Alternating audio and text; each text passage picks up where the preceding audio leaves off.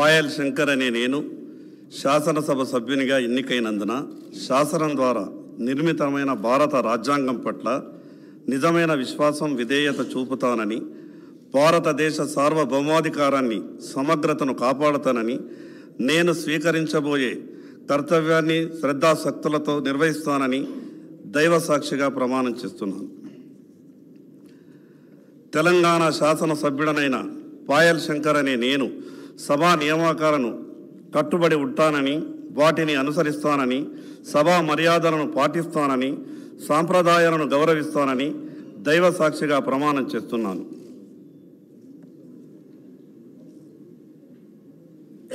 శ్రీ రామారావు పవార్ గారు.